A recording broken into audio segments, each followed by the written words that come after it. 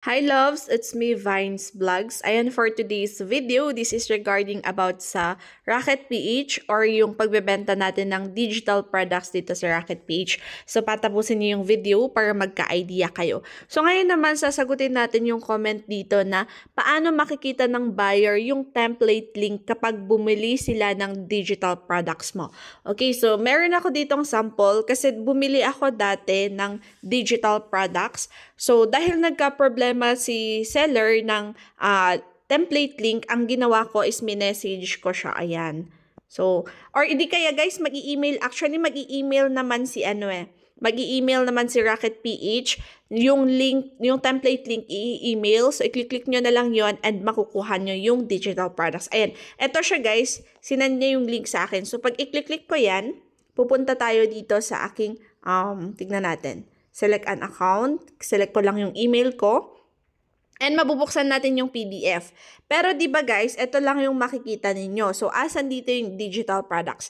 So, basahin nyo yung instructions, busy books, select the link, select and click the desired theme to edit and download. Okay, so this is digital products, printable siya. Yung buyer mismo yung magpapaprint ng mga ginawa nyo, okay?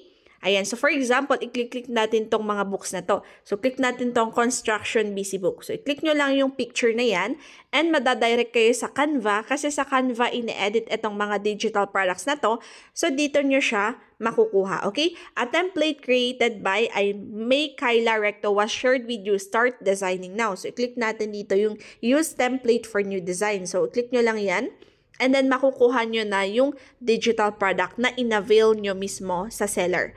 Which is, eto siya, yung busy book. This is learning materials, educational learning materials for kids ang mga to. So, yan.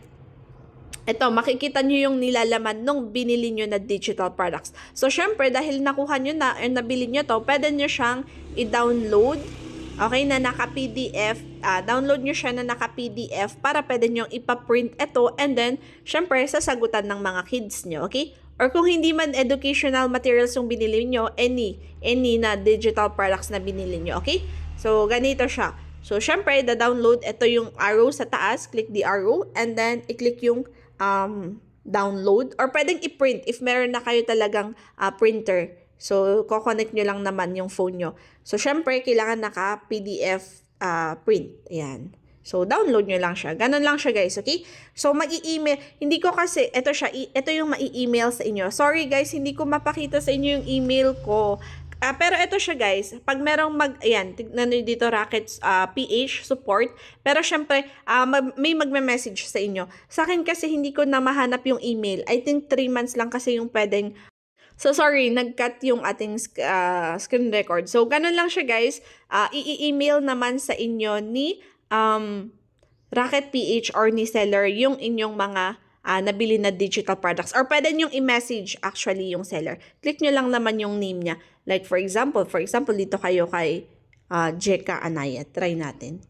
Click natin yung kanyang ayan. And then, saan natin siya mame-message?